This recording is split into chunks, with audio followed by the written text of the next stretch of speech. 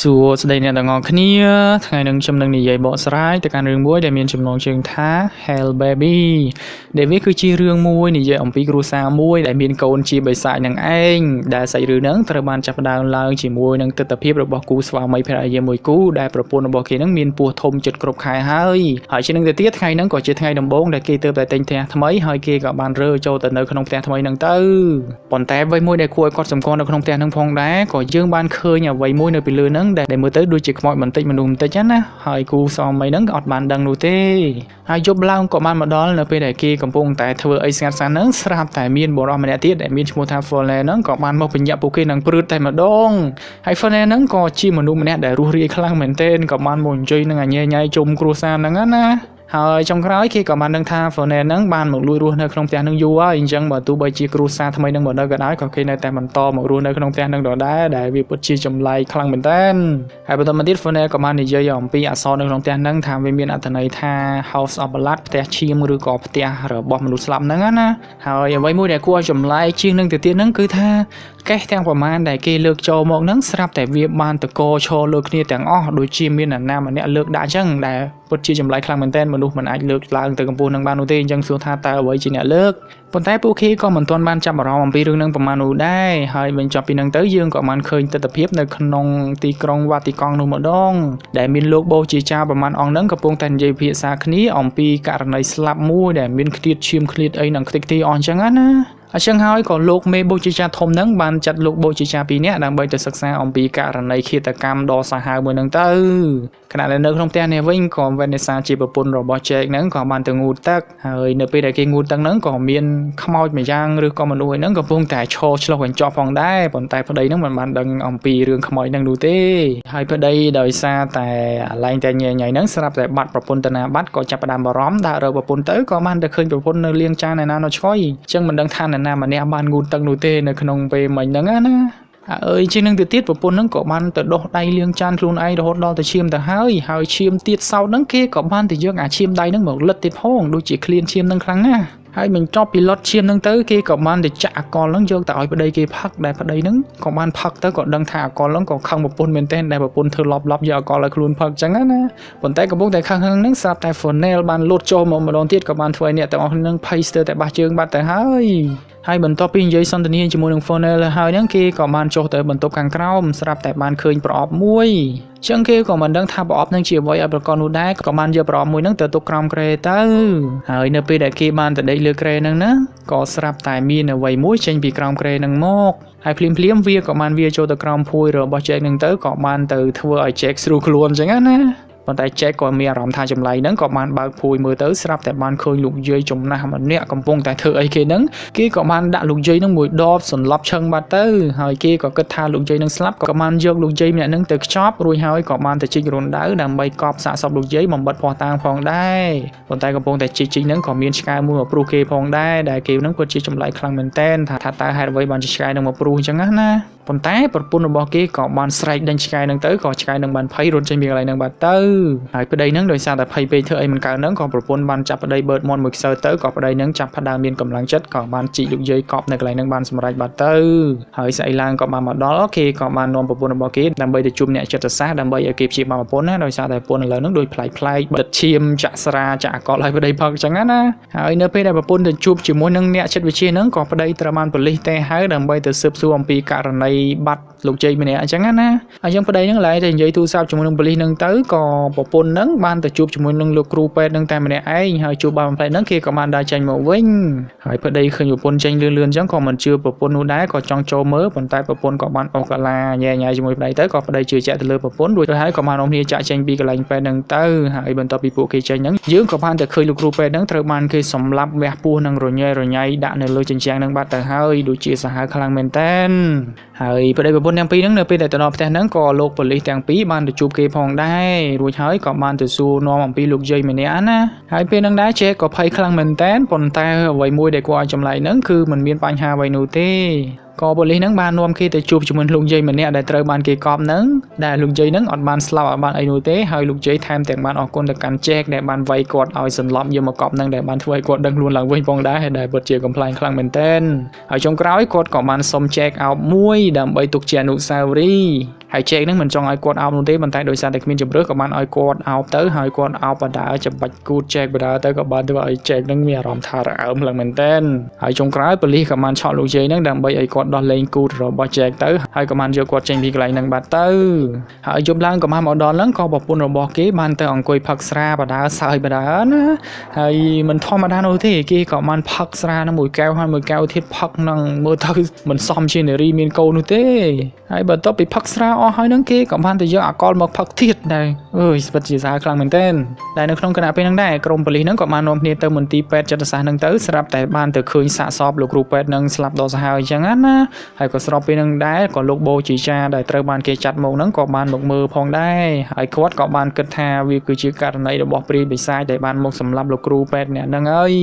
ប៉ុន្តែដោយសារតែពេលហ្នឹងគេរៀងអត់សោកពេលហ្នឹងក៏លោកប៉ូលីសទាំងពីរហ្នឹងបានបបួលលោកបូជីចាចូលទៅញ៉ាំអីនៅក្នុងហាងមួយរួចហើយក៏បានទៅញ៉ាំនៅកន្លែងហ្នឹងយ៉ាងឆ្ងាញ់ខ្លាំងមែនទែនមើលទៅពួកគាត់ញ៉ាំហ្នឹងណា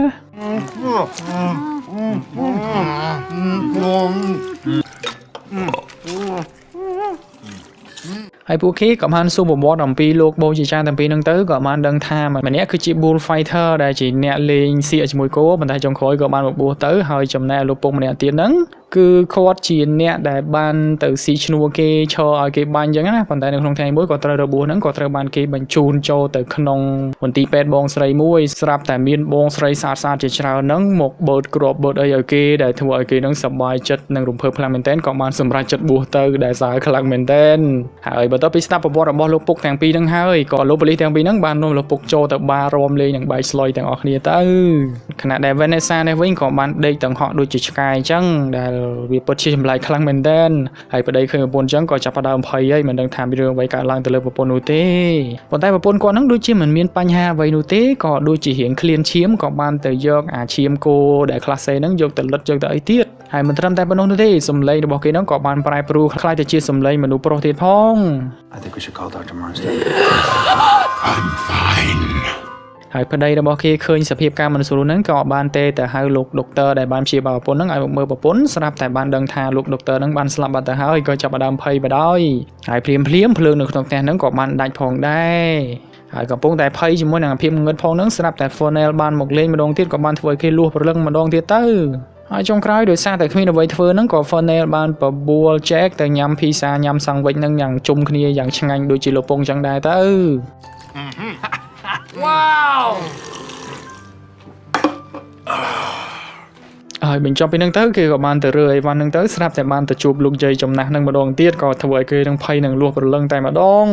ហើយបញ្ចប់ពីភ័យហ្នឹងទៅគេក៏បានទៅងូតទឹកហ្នឹងទៅស្រាប់តែនៅពេលដែលគេបើកទ្វារបន្ទប់ហ្នឹងទៅមិនបានឃើញប្រពន្ធរបស់គេនោះទេបែរជាទៅឃើញប្អូនថ្លៃរបស់គេដែលមានឈ្មោះថាម៉ាចារីហ្នឹងបានមកងូតទឹកនៅកន្លែងហ្នឹងហើយមូលហេតុហ្នឹងគឺដោយសារតែគេមកដើម្បីមករៀបចំពិធីឡើងផ្ទះថ្មីឲ្យបងស្រីរបស់គេហ្នឹងឯងអញ្ចឹងបន្ទាប់ពីងូតទឹកឲ្យហើយហ្នឹងគេក៏បាននាំគ្នាទៅរៀបចំពិធីដើម្បីទៅបណ្ដេញវិញ្ញាណខ្មោចនៅក្នុងផ្ទះហ្នឹងសម្រាប់គ្រួសារថ្មីមកនៅអញ្ចឹងណាប៉ុន្តែនៅក្នុងពិធីហ្នឹង Vanessa មិនបានមកចូលរួមជាមួយគេនោះទេដោយសារតែមានបញ្ហាអ្វីមួយយ៉ាងហើយជានឹងទៅទៀតគេក៏បានខ្វែក Jack ឲ្យរបួសផងដែរហើយបន្ទាប់ពីខ្វាយចេញហ្នឹងគេក៏បានទៅយកបារីខ្សៀហ្នឹងមកជួបបង្ហុយយ៉ាងសាហាវរួចហើយក៏ចាប់ផ្ដើមធ្វើឲ្យគេហ្នឹងប្រកាច់តែម្ដង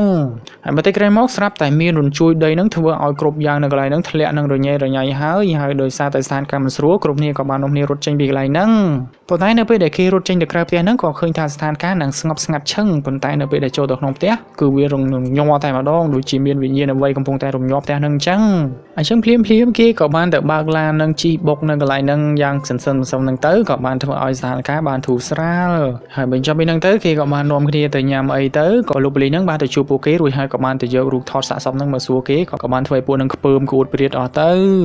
ហើយចំណែកលោកពុកបែកឆ្លុយទាំងពីរនេះវិញក៏បានទៅយកសាកសពក្អែកមួយដើម្បីទៅជួបជាមួយនឹងសម្ដេចប៉ាបហើយក៏បានយកវាទៅ scan ចុះឡើងទៅក៏ដឹងថាវាជាបញ្ហារបស់ពួកវិញ្ញាណអាក្រក់ហើយអញ្ចឹងគេក៏បានសុំសម្ដេចប៉ាបហ្នឹងដើម្បីទៅធ្វើការចាត់ការវិញ្ញាណទាំងអស់ហ្នឹងហើយសម្ដេចប៉ាបក៏បានព្រមឲ្យគេទៅធ្វើការរឿងហ្នឹងទៅហើយក៏លោកពុកទាំងពីរបានទៅចាត់ការនៅក្នុងគ្រួសាររបស់ Vanessa នឹងតែម្ដង ដែលខណៈពេលនឹងដែរនៅក្នុងផ្ទះរបស់វ៉ានេសានេះវិញក៏វ៉ានេសាបានទីមប្តីរបស់គេចូលទៅក្រោមគ្រែរួចហើយក៏ចាប់ផ្ដើមស្រែកមួយទំហឹងហើយភ្លាមនឹងដែរក៏គ្រប់គ្នាបានភ័យក៏បាននាំគ្នារត់ព្រាតចេញពីផ្ទះនឹងទៅក៏ស្របពេលនឹងដែរប៉ូលីសជាមួយនឹងលោកបូជាចាទាំងពីរហ្នឹងក៏បានមកដល់រួចហើយក៏បានចូលទៅដល់ក្នុងផ្ទះនឹងតែម្ដងចូលទៅដល់ភ្លាមគេក៏បានចាប់វ៉ានេសាយកទៅចងទៅហើយវ៉ានេសាហ្នឹងក៏បានស្រែកសម្លុតទៅកាន់លោកពុកទាំងពីរជាមួយនឹងសំឡេងមនុស្សប្រុសទៀតផងហើយស្រែកផងប្រកាច់ផងប្រកិនផងនឹងទៅហើយក៏ស្របពេលនឹងដែរទឹកភ្លោះក៏បានបែកចេញមកដែលបានន័យថាគេចិត្តកើតកូនហើយអញ្ចឹងគេក៏បានស្រែកមួយទំហឹងទៅក៏បានសម្រាចេញជាបត់មួយមកហើយកូនដំបូងហ្នឹងគឺជាកូនប្រុសដែលមានសភាពលក្ខណៈធម្មតានោះទេក៏បានធ្វើឲ្យចែកហ្នឹងសប្បាយចិត្តខ្លាំងមែនតែនប៉ុន្តែបន្ទាប់ពីកូនហ្នឹងកើតហើយហ្នឹងស្រាប់តែនៅសល់កូនមួយទៀតនៅក្នុងពោះហ្នឹងអញ្ចឹងហើយក៏ចែកហ្នឹងបានទៅជួយទានកូនហ្នឹងចេញពីពោះរបស់ប្រពន្ធហ្នឹងមកប៉ុន្តែកូនហ្នឹងនៅពេលដែលចេញមកក្រៅហ្នឹងក៏ឃើញថាវាមានដុសស្នែងហើយថែមទាំងកាចខ្លាំងមែនតែនក៏បានទៅខំឪពុករបស់គេឲ្យឈាមត្រចៀកទៀតផង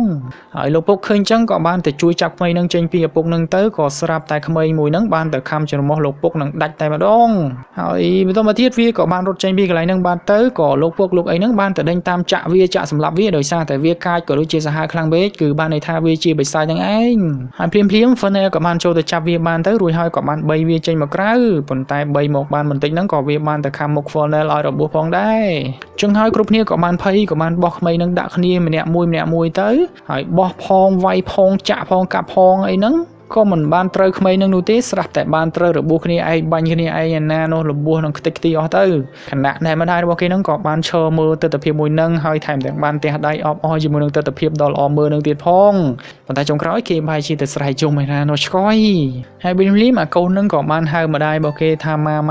អញ្ចឹងទៅក៏គេបានទៅអោបម្ដាយណាប៉ុន្តែពួកគេក៏បានទៅយកទងសុកទៅរឹតកបនឹងទៅរួចហើយក៏បានចាប់វានឹងទៅវាយបន្តទៀតហើយភ្លាម Funnel ក៏បានយកកូនប្រុសតូចហ្នឹងរត់ចេញពីកន្លែងហ្នឹងដើម្បីឲ្យគេមានសុវត្ថិភាពទៅ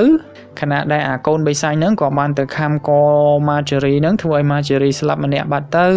ហើយពួកហ្នឹងក៏បាននាំគ្នាទៅពាត់ក្តោបអាក្មេងហ្នឹងបានហើយក៏បានយកកំបិតទៅចាក់អាក្មេងហ្នឹងទៅប៉ុន្តែមិនចំពីនោះទេក៏បានទៅចំដៃខ្លួនឯងឯណានោះឆ្កយរួចហើយក្មេងហ្នឹងក៏បានទៅខំស្លាប់ម្នាក់ទៀតទៅ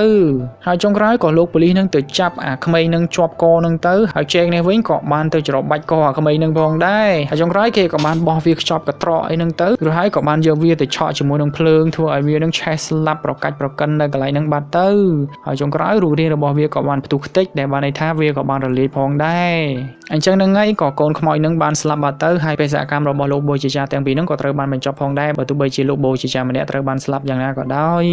ហើយបន្ទាប់ពីស្ថានភាពសម្ងាត់ទៅគ្រប់គ្នាក៏បាននិយាយអរគុណគ្នាទៅវិញទៅមកហើយប្តីប្រពន្ធហ្នឹងក៏បានសម្រេចចិត្តដាក់ឈ្មោះកូនរបស់គេហ្នឹងតាមតែអ្នកដែលបានជួយគេទាំងអស់មានមិនដឹងថាឈ្មោះប្រមាណអ្នកនោះទេដែលបានជួយគេហ្នឹងគឺកូនហ្នឹងឈ្មោះវែងខ្លាំងមែនតើ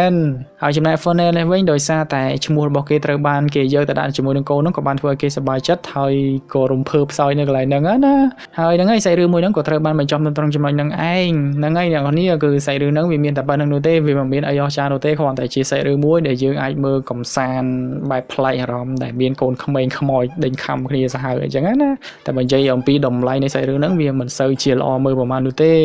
ប៉ុន្តែយ៉ាងណាក៏ដោយក៏អរគុណអ្នកទាំងអស់គ្នាច្រើនដែរដែលបានតាមដានស្ដាប់វីដេអូមួយនេះរហូតដល់ចប់ហើយយើងចាំទៅជួបគ្នានៅក្នុងវីដេអូក្រោយទៀតសុខសប្បាយទាំងអស់គ្នាជម្រាបលា